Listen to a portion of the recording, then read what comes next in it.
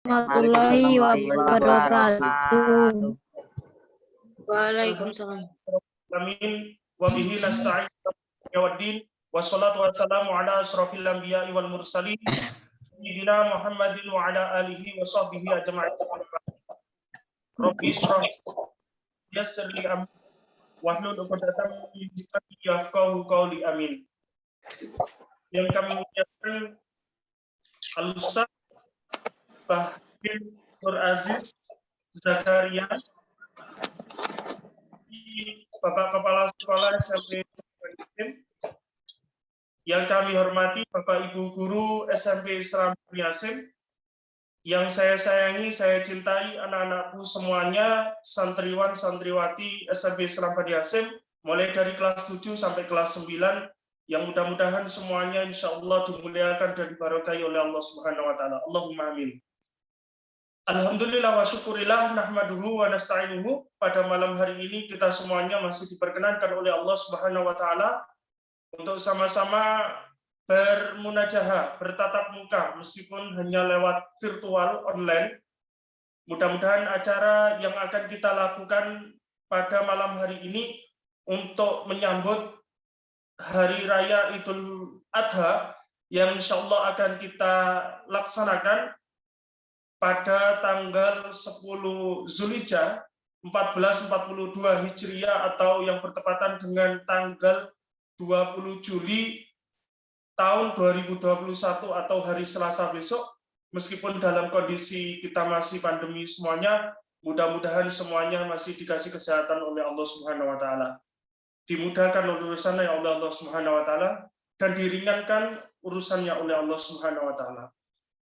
Yang kedua kalinya, sholawat serta salam kita haturkan kehadiran Kanjeng Nabi Muhammad SAW yang kita rindukan syafaatnya kelak fi yaumil qiyamah. Bapak Ibu Dewan Guru dan anak-anakku semuanya yang saya hormati dan saya sayangi, sebelum acara pada malam hari ini, kegiatan pada malam hari ini kita mulai, izinkan saya untuk membawakan atau membacakan acara yang akan kita lakukan pada malam hari ini dalam rangka kajian keislaman untuk menyambut datangnya Hari Raya Idul Adha pada tahun ini. Yang pertama, yakni pembukaan, kemudian dilanjutkan dengan acara selanjutnya, yakni pembacaan ayat suci Al-Quran, kemudian yang selanjutnya, yakni Mau'idhah Hasanah, yang akan disampaikan oleh Al-Mukarram Al-Ustadz Bahrudin Aziz Zakaria. Mohon maaf kalau salah namanya ya.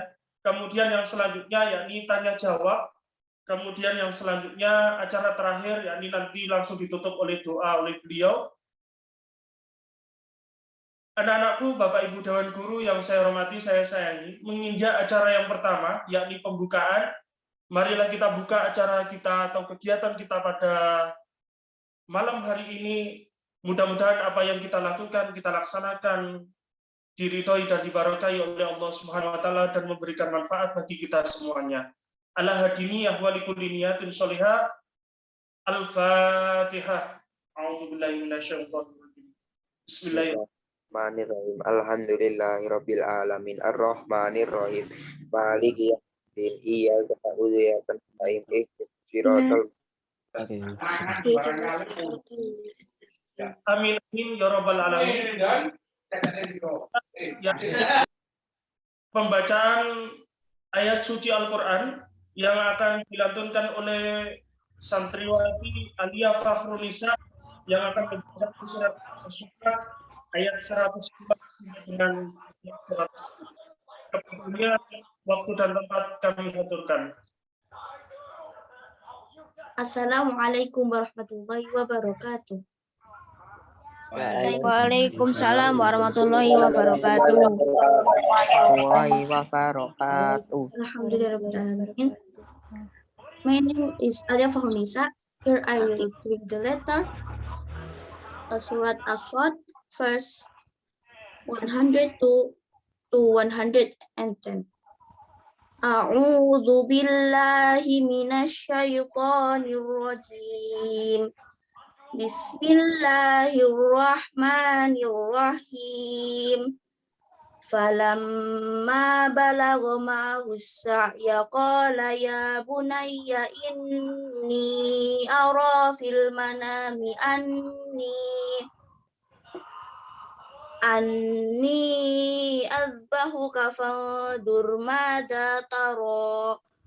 Qala ya abati if'al ma tu'maru satajiduni insya'allahu minas sabirin. Falamma aslama wa tallahu lil jabin wa nadainahu ayya Ibrahim qad saddaqta ar-ru'ya inna kadzalika najzil muhsinin inna hadza lahuwal bala'ul mubin wa fadainahu bidhibhin adim wa tarakna alaihi fil akhirin salamun ala Ibrahim kadzalika najzil muhsinin shadaqallahul adzim. Wassalamualaikum warahmatullahi wabarakatuh. Waalaikumsalam Waalaikumsalam warahmatullahi wabarakatuh. warahmatullahi wabarakatuh. Warahmatullahi wabarakatuh. Nabil Karim wa nahnu ala dzalika minasyahidin wasyakirin. Terima kasih kami haturkan kepada Ananda Alia Fakhrul Nisa. Selanjutnya adalah acara kajian keislaman yang akan disampaikan oleh Al-Ustaz Nur Aziz Zakaria. Sebelum acara atau yang disampaikan oleh beliau, kami mohon anak-anak untuk mempersiapkan alat tulisnya dan bukunya untuk tugas dari Bapak Dewan untuk meresum apa yang disampaikan oleh Ustaz pada malam dan tempat untuk mau'idhah hasanah yang akan disampaikan oleh Al-Ustaz Bahrudin Nur Aziz Zakaria. Waktu dan tempat kami haturkan. Baik. Assalamualaikum warahmatullahi wabarakatuh. Waalaikumsalam warahmatullahi wabarakatuh. Waalaikumsalam warahmatullahi wabarakatuh. Masih semangat semuanya ya anak-anak ya. Masih. Ya, harus tetap semangat ya. Bismillahirrahmanirrahim. Alhamdulillahi ma'ana rabbiya khaira rabb wa wasitatnal musyafa'abduhu al-muntakhab. Allahumma salli wa sallim ala sayyidina Muhammadin sayyidil ajami wal arab wa ala alihi wa sahbihi wa man ilaihi qad iqrab. Ba'du, bersama-sama kita muliakan, kita hormati para dewan guru dari Wadah SMP Islam Bani Hashim. Kemudian yang saya cintai anak-anakku semua, siswa-siswi SMPI Bani Hashim yang semoga semuanya mendapatkan rahmat dari Allah Subhanahu wa taala. Dan juga tidak lupa para pemirsa yang lain, mungkin ada wali santri ataupun siapapun yang menyaksikan siaran ini, semoga kita semuanya dalam keberkahan dari Allah Subhanahu wa taala. Amin ya rabbal alamin. Halo, saya sapa dulu anak-anak, teman-teman. Masih semangat ya? Halo? Masih. Pak. Harus semangat, karena dengan semangat kita akan bisa mendapatkan apa yang kita inginkan. Ya, semangat dalam beribadah, semangat dalam belajar, agar kita semuanya bisa mendapatkan cita-cita yang kita inginkan. Alhamdulillahirrahmanirrahim, pada kesempatan kali ini kita akan sama-sama belajar tentang apa sih, ada apa di bulan Dzulhijjah, ada apa di bulan yang ada hari raya Idul Adha ini, khususnya 10 hari yang pertama, terkhusus lagi pada hari atau tanggal 8, 9, dan 10. Baiklah, untuk memulai pada kajian pada malam hari ini, saya mau membacakan surah atau Bahduru ayat 36, A'udzubillahi minasyaitonirrajim. Inna iddata syuhuri indallahi 12 syahran fi kitabillah yauma khalaqas samawati wal arda minha arba'atun hurum. Sesungguhnya, yang artinya sesungguhnya jumlah daripada bulan-bulannya Allah itu ada 12 bulan. yang telah ditetapkan oleh Allah. Yauma khalaqas samawati wal ard, ketika Allah itu menciptakan langit dan bumi. Minha arba'atun hurum. Di antara 12 bulan yang diciptakan oleh Allah itu ada 4 bulan yang namanya bulan haram, yaitu bulan yang dimuliakan daripada bulan-bulan yang lain. Apa itu bulan haram? Salah satunya adalah bulan Dzulhijjah. Memang ada apa di bulan Dzulhijjah atau 4 bulan yang dimuliakan itu? Karena di 4 bulan yang dimuliakan oleh Allah atau bulan haram itu, Allah melipat gandakan pahala yang kita lakukan di dalam bulan-bulan haram tersebut. Alhamdulillahirabbil alamin. Ya. Jadi di bulan haram ini, 4 bulan yang dipilih oleh Allah itu, Allah melipat gandakan seluruh pahala yang dilakukan oleh orang-orang beriman.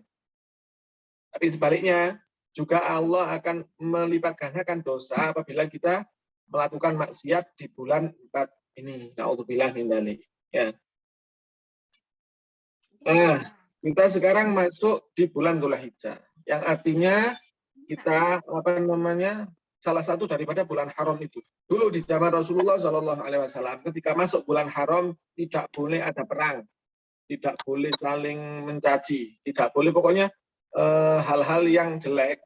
Ya, di luar bulan haram tetap harus tidak boleh sebenarnya. Namun lebih ditekankan lagi apabila di 4 bulan ini benar-benar tidak ada perang, benar-benar tidak ada kejahatan-kejahatan yang boleh dilakukan oleh siapapun. Nah, kemudian terkhusus lagi nanti ada tanggal 8 atau disebut tanggal atau hari disebut dengan hari Tarwiyah. Insya Allah besok tanggal 8 Dzulhijjah atau disebut hari Tarwiyah. Kenapa kok disebut Tarwiyah? Dari kata ro'a atau bermimpi. Yang ceritanya, sejarahnya dulu ketika Nabi Ibrahim alaihissalam pernah bermimpi, ya, mendapatkan wahyu melalui mimpi dari Allah Subhanahu wa Ta'ala. Untuk apa? Untuk menyembelih putra beliau yang tersayang. Ayo, anak siapa kira-kira nama putra beliau ini? Ismail, Pak. Nabi Ismail.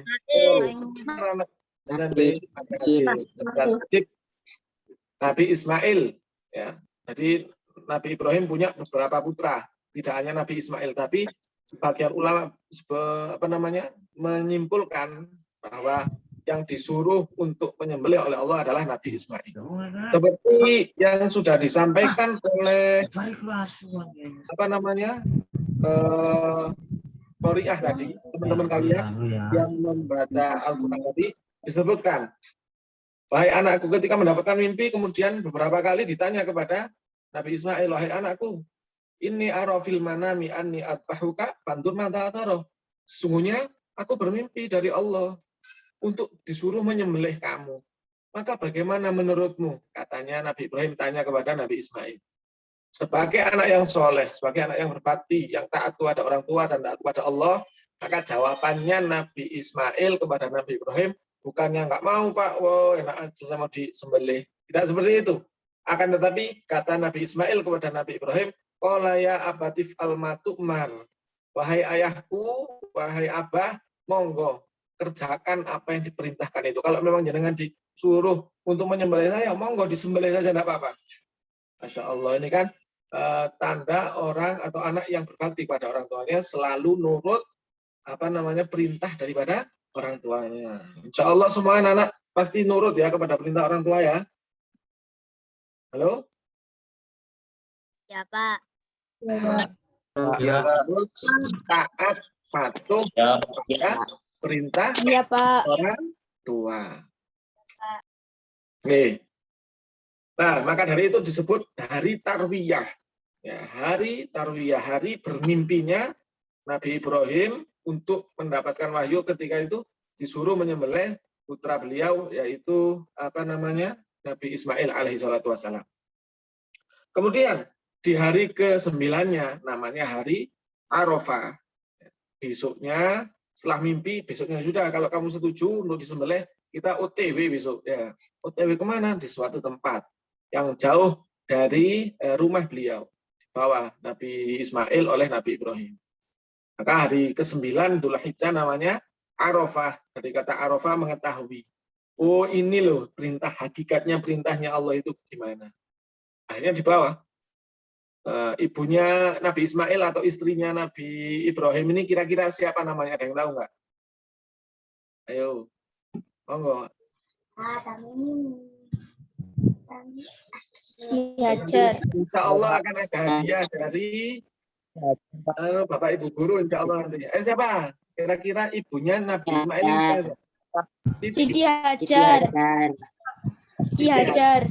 Hajar. Insya Allah cerdas-cerdas anak Bani Hasyim ini. Ya.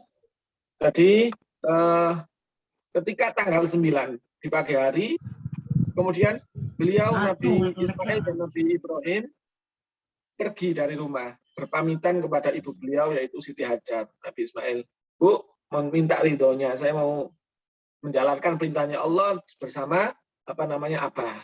Sebagai seorang ibu pasti sedih.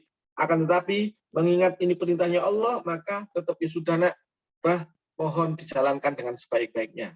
Saya ikhlas, saya ridho karena memang ini perintahnya Allah. Kemudian beliau pergi ke suatu tempat. Singkat ceritanya, sebelum melakukan penyembelihan itu sudah pisaunya disuruh menajamkan sama Nabi Ismail. Bah, tolong pisaunya yang tajam. Kenapa kok tajam? Kenapa? Agar cepat ketika nanti dengan memutus leher saya ini, saya nggak terlalu lama merasakan sakit. Oh iya nak, insya Allah. Apalagi, bah, tolong kaki dan tangan saya diikat agar saya nanti tidak menendang-nendang atau tidak sampai berontak tangan saya. Karena saya takut dengan berontaknya ini saya dicatat sebagai oleh Allah sebagai orang-orang yang membangkang atas perintahnya. Oh, nak, siap. Tolong lagi mata saya ditutup. Kenapa kok ditutup? Agar saya tidak grogi, tidak nervous, walaupun saya sedang akan disembelih. Oh, nak. Yang terakhir, bah, apa? Nanti baju saya tolong diberikan kepada ibu saya. Saya tahu ibu itu sangat cinta kepada saya, tapi cintanya ibu kepada saya tidak lebih besar daripada cintanya ibu kepada Allah. Maka untuk penawar obat rindu daripada ibu saya kepada saya, mohon baju saya nanti diberikan kepada ibu. Oh, nggih. Pun siap. Diujikan dulu. Jadi pisaunya itu dicoba ke batu. Nah, kemudian pisaunya dipukul ke batu, batunya langsung pecah. Saking tajamnya. Terus saya siap ya, nggih pun. Bismillah. Kemudian dicobalah pisaunya mulai menggores lehernya Nabi Ismail. Ternyata tidak ada luka sama sekali. Dicoba satu kali sering, loh nggak bisa.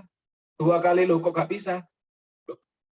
Pak, ya nopo? Bagaimana Pak? Bisa apa enggak? Mungkin kurang tajam. Ditajamkan lagi. Kemudian dicobakan lagi ke batu, batunya sampai pecah saking tajamnya. Kemudian ketika nyentuh lehernya Nabi Ismail, pisau tersebut tiba-tiba tidak bisa menembus kulitnya Nabi Ismail. Maka turun wahyu dari Allah, turun perintah dari Allah untuk menyembelih kambing sebagai gantinya. Ketika proses itu ada namanya setan, ada namanya iblis yang menggoda Nabi Ismail, menggoda Nabi Ibrahim, juga menggoda Siti Hajar. Kamu jangan mau, masa ayah kamu mau menyembelih anak. Kemudian ayahnya juga gitu, masa kamu mau menyembelih anakmu sendiri? Anaknya dibisikin, kamu mau tak diboleh sama ayahmu sendiri? Ibunya juga gitu, kamu jangan mau, masa suamimu mau membunuh anakmu sendiri? Akan tetapi semuanya bisa dilewati dan dilalui oleh keluarga Nabi Ibrahim, yang mana akhirnya Allah mengganti, tidak jadi dikorbankan Nabi Ismail, akan tetapi digantikan dengan kambing yang dikorbankan. Sehingga pada saat ini ketika kita masuk tanggal 10 Dzulhijjah, disunahkan, ditekankan sekali untuk melakukan kurban, insya Allah gitu ya. Jadi kenapa kok disebut tanggal 9 itu Arafah? Karena Nabi Ibrahim tahu, oh ini ternyata ujian dari Allah Subhanahu wa Ta'ala. Jadi tanggal 8 tadi namanya Tarwiyah, hari bermimpinya Nabi Ibrahim. Yang ke tanggal 9 Arafah, yaitu tanggal di mana Nabi Ibrahim tahu bahwa itu adalah mimpi isyarah ujian dari Allah yang mana berhasil dilalui oleh keluarga Nabi Ibrahim alaihi salatu wassalam. Dan kita sebagai umatnya Rasulullah Shallallahu alaihi wasallam, ya, itu dianjurkan untuk berpuasa sebenarnya lebih afdol tanggal 1 sampai tanggal 9. Tanggal 1 yang sudah lewat kemarin. Insya Allah besok tanggal 8. Dalam satu hadis diterangkan, ya kan, puasa di bulan Dzulhijjah pada 10 awal Dzulhijjah, tanggal 1 sampai tanggal 7. Tanggal 7 insya Allah tadi. Siapa orang yang puasa tanggal 1 sampai tanggal 7, maka diberikan pahala setiap harinya seperti puasa 1 tahun. Masya Allah. Kalau 7 hari puasa terus sama dengan puasa 7 tahun. Masya Allah, sangat besar ya. Kira-kira anak-anak ada yang pernah puasa 7 tahun apa enggak ini? Halo? Tidak, Pak. Nah, Tidak ada, Pak. Nggak ada, Pak. Nggak ada. ada. Masa saya juga nggak pernah. Tapi pahalanya itu kalau misalnya puasa, itu sama dengan puasa 1 tahun setiap harinya. Alhamdulillah. Nah kemudian kalau tanggal 8, tanggal 9 ada apa? Loh, tanggal 8 tambah besar lagi. Ya. Tanggal 8 siapa orang yang puasa di tanggal 8 bulan Dzulhijjah, ya, maka Allah akan diampuni dosanya oleh Allah 1 tahun. Dosanya setahun hilang, sudah dihapus sama Allah. Nah, siapa orang yang puasa di tanggal 9-nya, tanggal 9, maka Allah akan mengampuni 2 tahun dosanya. Alhamdulillah. Maka dari itu, ya, ini besok kalau bisa ya ditekankan betul ini untuk berpuasa. Eman-eman ya kan. Kita ketika puasa besok tanggal 8, insya Allah 1 tahun dosa kita dihapus oleh Allah Subhanahu Wa Taala. Dan tanggal 9 apabila kita berpuasa 2 tahun dosa kita akan diampuni oleh Allah Subhanahu Wa Taala. Itu siangnya. Jadi siangnya puasa tanggal 1 sampai tanggal 7 khususnya 8 dan 9. Besok. Anak-anak besok siap puasa ya 2 hari ya. Halo? Siap. Ya Allah. Makan. Ya Allah. Ya Allah. Kalau ada Google Meet pas ya sama Bapak Ibu guru pas sahur ya, dilihat sahurnya insya Allah ya. Sama bukanya juga 2 hari, 8 dan 9. Kemudian dalam keterangan yang lain, siapa orang yang menghidupkan malam. Nah, malamnya tanggal 1 sampai tanggal 9 itu malamnya dibuat hidup untuk apa? Untuk beribadah, sholat, untuk ngaji, termasuk kita yang kita lakukan malam ini. Ini kan sudah malam, dan kita menghidupkan malam ini dengan ngaji bersama. Kita niati untuk ngaji bersama. Apa katanya Rasul? Siapa orang yang menghidupkan malam antara tanggal 1 sampai tanggal 9 atau tanggal 10 awal Dzulhijjah, maka dia mendapatkan pahala seperti mendapatkan Lailatul Qadar. Insyaallah Lailatul Qadar hanya sekali tok setahun ketika bulan Ramadan, itu pun kita nggak tahu tanggalnya berapa. Akan tetapi siapa orang yang menghidupkan malam tanggal 1 sampai tanggal 10 bulan Dzulhijjah awal, maka setiap harinya dia diberikan pahala mendapatkan Lailatul Qadar. Ya apa? Pahalanya Lailatul Qadar itu bagaimana? Khairun min alfi syahr. Yang mana Lailatul Qadar itu lebih baik daripada 1000 bulan. Masya Allah ya. Jadi kita hidupkan malam-malam ini dengan ngaji. Seperti yang kita lakukan pada malam hari ini, insya Allah mendapatkan pahala, mendapatkan keberkahan Lailatul Qadar. Amin ya Rabbal Alamin. Nah, kemudian setelah besok puasa, pokoknya besok puasa. Niatnya bagaimana? Ustaz, apa niatnya? Kalau enggak hafal niat bahasa Arab, boleh niat dengan bahasa Indonesia, bahasa Jawa. Apa niatnya? Ya Allah, saya niat puasa di hari Tarwiyah. Besok kan Tarwiyah. Karena Allah sudah sah. Tanggal 9 juga boleh. Ya Allah, saya niat puasa hari Arafah karena Allah selesai boleh. Ya, kalau bahasa Jawa ya Allah, kula niat untuk damel poso Tarwiyah utawi poso Arafah karena Allah sudah sah itu. Tapi kalau mau Kalau mau bahasa Arabnya, jadi nawaitu saumat tarwiyah sunnatan lillahi ta'ala. Nawaitu saumat tarwiyah sunnatan lillahi ta'ala. Kalau yang Arafah, nawaitu saumat arafata sunnatan lillahi ta'ala. Gitu ya. Dan tentang puasa, singkat-singkat saja, pokoknya besok tanggal 8, tanggal 9, puasa, jangan sampai tidak puasa, karena keutamaannya, pahalanya sangat besar. Dosanya diampuni 2 tahun, Masya Allah ya. Bukan jam tertentu. Kemudian setelah itu masuk kita tanggal 10.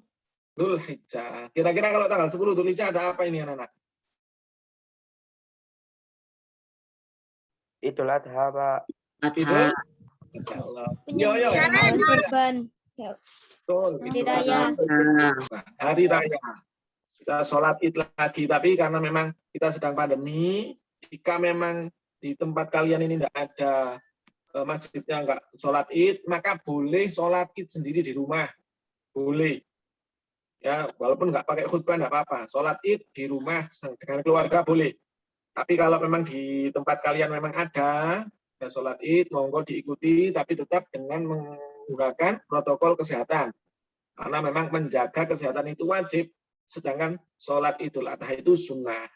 Biar dapat dua-duanya, ya tetap sholat di rumah juga boleh. Kalau sholat sendiri di rumah boleh apa enggak?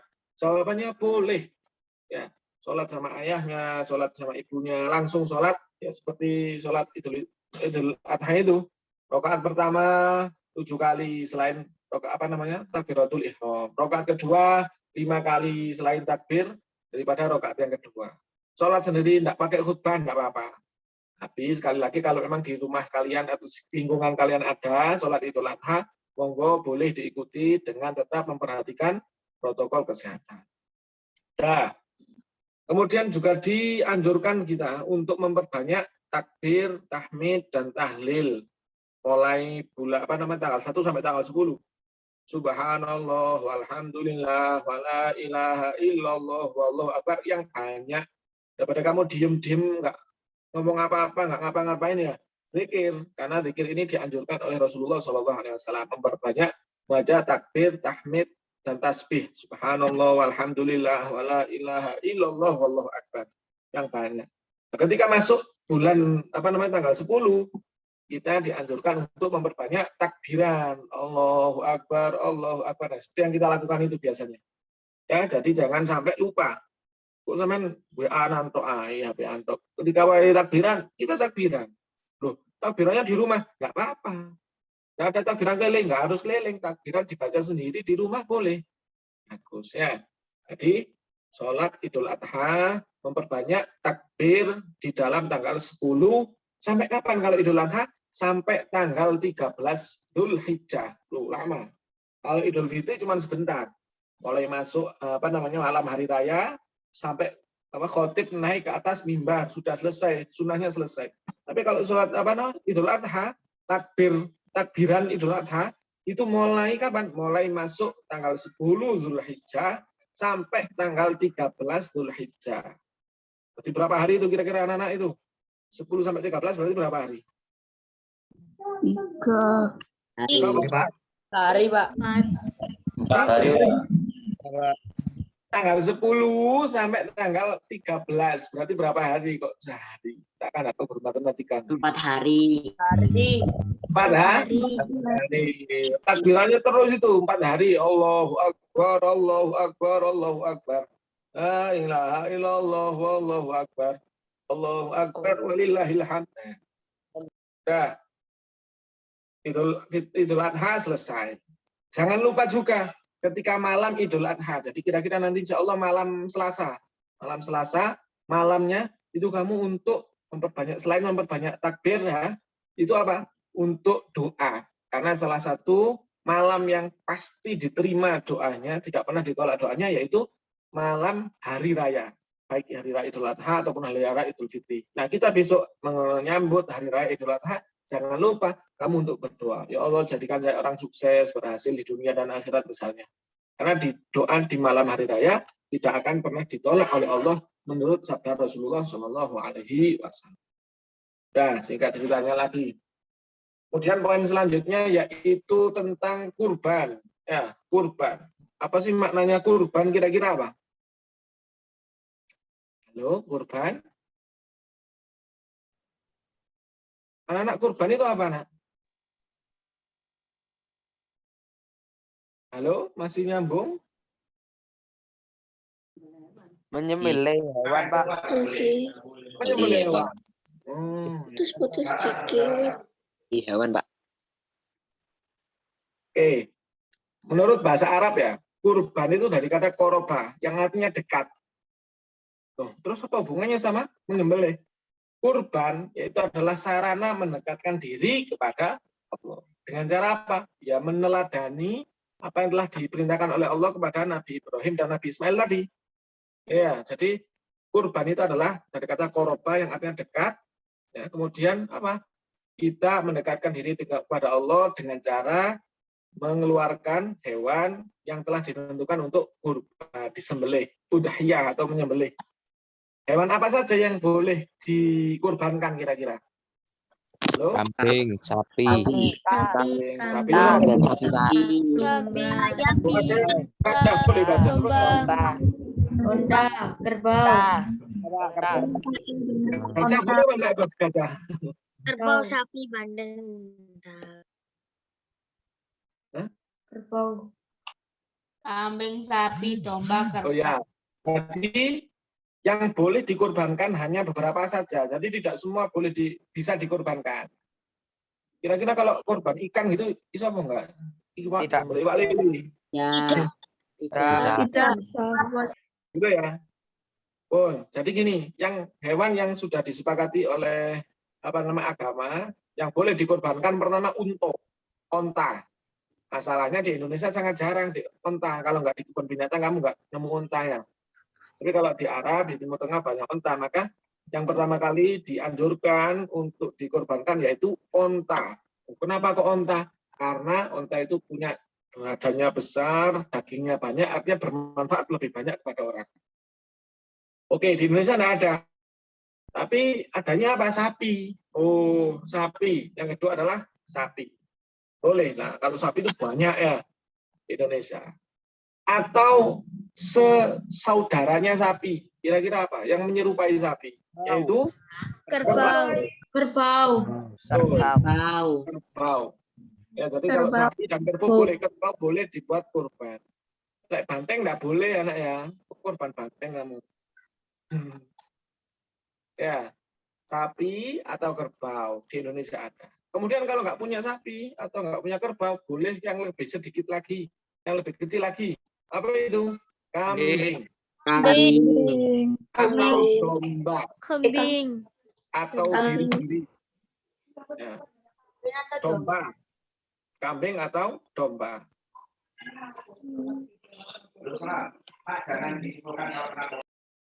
Tentu syaratnya harus yang sehat. Harus yang sehat, umurnya sudah mencukupi. Nggak boleh anak-anak kambing kita korbankan, nggak boleh. Harus minimal ada ketentuannya beberapa tahun dulu, atau giginya sudah tanggal, sudah copot. Kemudian harus sehat, nggak boleh sakit, matanya harus, misalnya nggak boleh nih matanya buta satu, misalnya nggak boleh. Lebih sempurnanya yang paling bagus, yang paling baik, disembelih. Kalau sapi dan onta itu boleh dikorbankan untuk 7 orang yang berniat korban. Tapi kalau kambing ataupun domba berlaku hanya untuk 1 orang yang mengorbankan. Oke. Maka dari itu anak-anak ya mungkin jika ada kelebihan rezeki para wali santri boleh menyalurkan kurbannya kepada SMP Islam Bani Hasyim. Insya Allah ada di panitia nanti.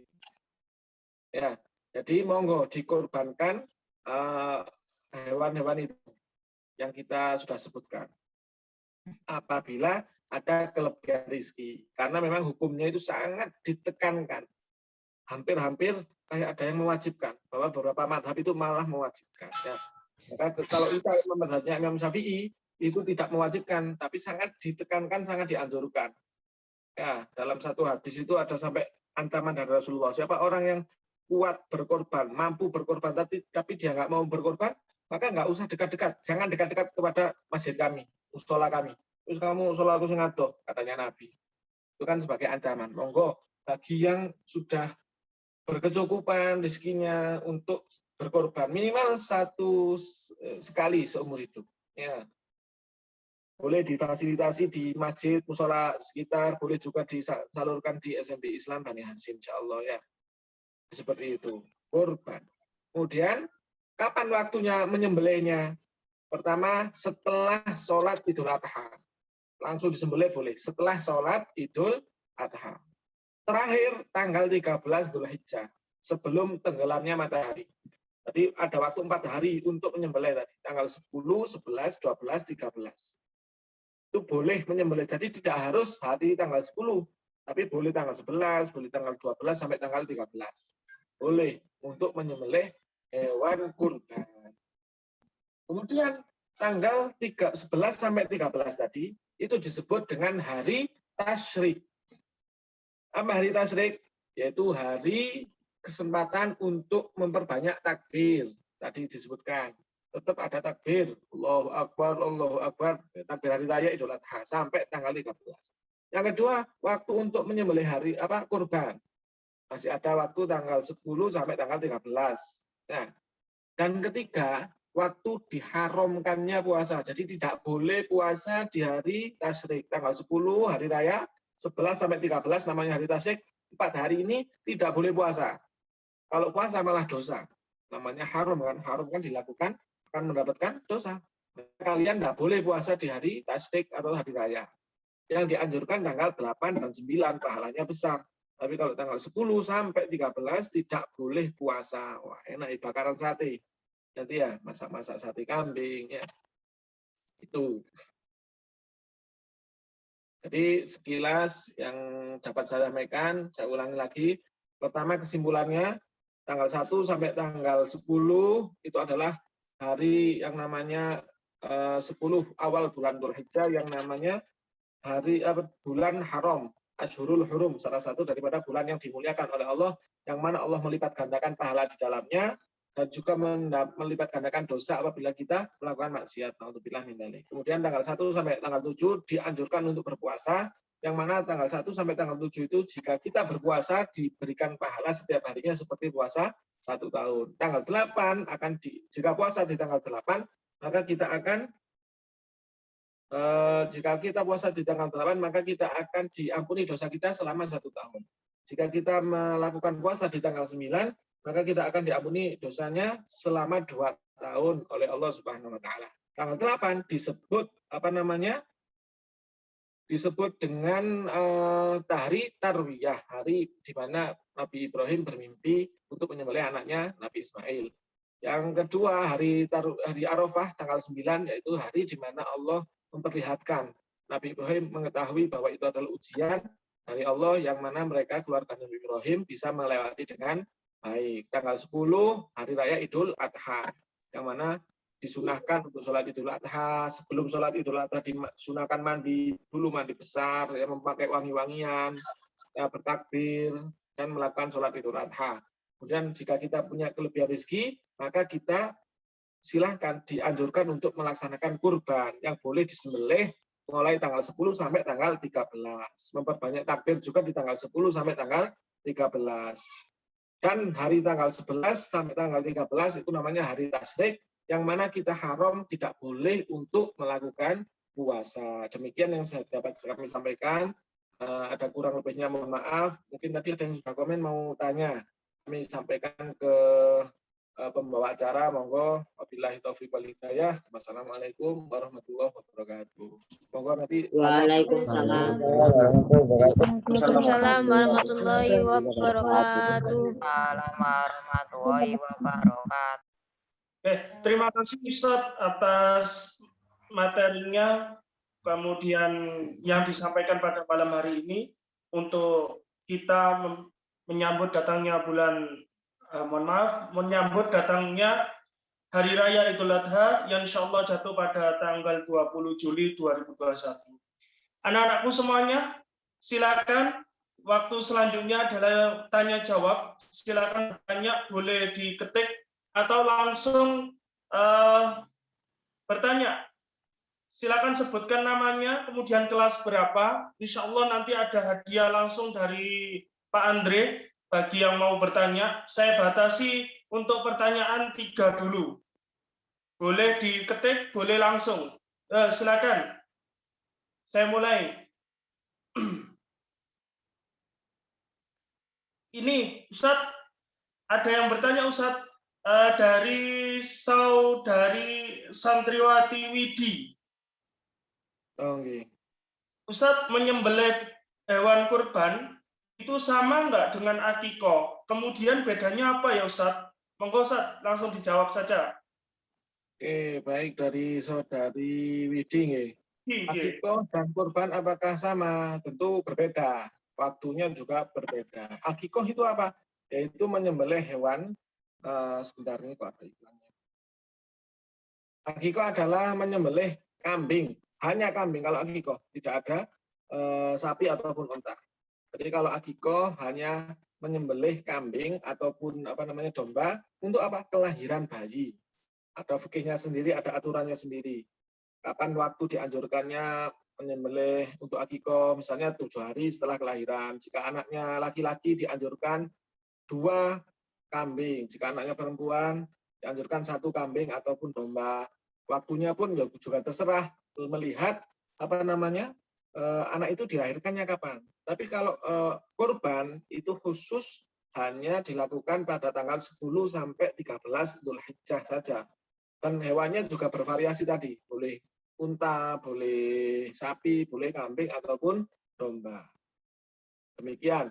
Cuman ada pendapat yang memperbolehkan jika kita belum akikoh, kita misalnya hari tanggal 10 atau tanggal 11 nanti kita kurban dengan 1 kambing, kemudian niat kurban sekaligus niat akikoh, apa boleh? Ada pendapat ulama yang memperbolehkan.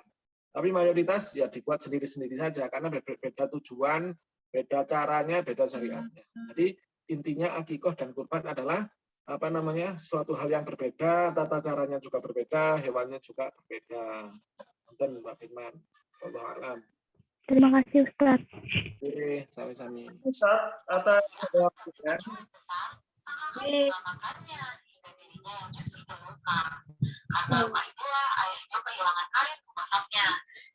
Pak, saya mau bertanya.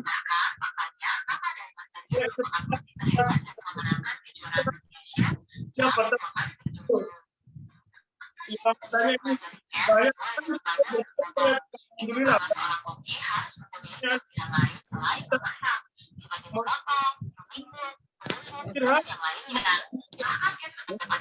Ya Pak, saya mau bertanya Pak. Ya. Apakah berkurban boleh menggunakan? Sebentar dulu. Apakah berkurban boleh menggunakan? Bentar.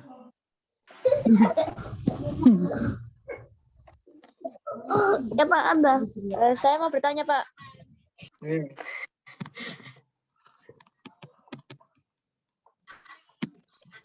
Gantian ya teman-teman ya, gantian ya. Karena banyak sekali yang tanya ini ternyata. Dari yang ngechat ini banyak Ustaz, hampir ada 5. Kita batasi ya, Ustaz ya. Karena